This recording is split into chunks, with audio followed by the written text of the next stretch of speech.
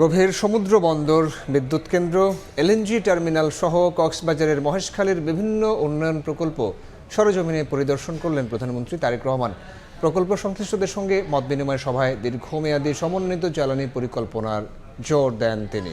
বিদ্যুৎ চাহিদা পূরণের পাশাপাশি জ্বালানি উৎস বাড়ানোর তাগিদ দেন সরকার প্রধান। সম্ভাবনার নতুন দিগন্ত কক্সবাজারের মহেশখালীতে প্রধানমন্ত্রী তারেক রহমান। বঙ্গোপসাগরের উপকূল ঘেঁষা এই অঞ্চলকে ঘিরেই তৈরি হচ্ছে গভীর সমুদ্র বন্দর সহ একাধিক কৌশলগত অবকাঠামো। ভবিষ্যতে এই অঞ্চল দেশের অর্থনীতিতে কী ভূমিকা রাখতে পারে সেটি সরজমিনে দেখতে মাতারবাড়িতে প্রধানমন্ত্রী। শুরুতেই বৃহত্তর উন্নয়ন পরিকল্পনার বিষয়ে প্রকল্প সংশ্লিষ্টদের বক্তব্য শোনেন সরকার প্রধান। পরে ভবনের বাইরে নিমের চারা রোপণ করেন তারেক রহমান। এরপর ১২০০ মেগাওয়াট ক্ষমতাসম্পন্ন আল্ট্রা সুপার ক্রিটিক্যাল কয়লাভিত্তিক বিদ্যুৎ কেন্দ্রের বিভিন্ন স্থাপনা ঘুরে দেখেন সরকার প্রধান।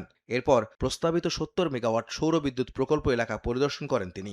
একই এলাকায় প্রস্তাবিত এলএনজি ভিত্তিক বিদ্যুৎ কেন্দ্র এবং নতুন রিফাইনারির জন্য নির্ধারিত স্থানও দেখানো হয় সরকার প্রধানকে। মাতারবাড়ি গভীর সমুদ্র বন্দরও ঘুরে দেখেন প্রধানমন্ত্রী।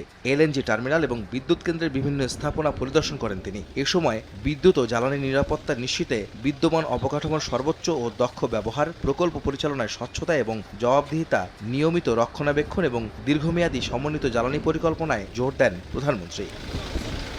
ক্রমবর্ধমান বিদ্যুৎ চাহিদা পূরণের পাশাপাশি জ্বালানি উৎসের বৈচিত্র্য নিশ্চিতের তাগিদ দেন সরকার প্রধান। আহমেদ সালেহীন, সময় সংবাদ।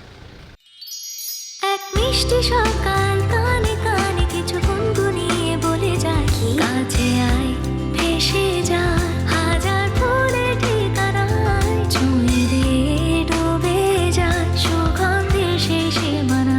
তিব্বত লাক্সারি সো, বাংলাদেশের রূপ।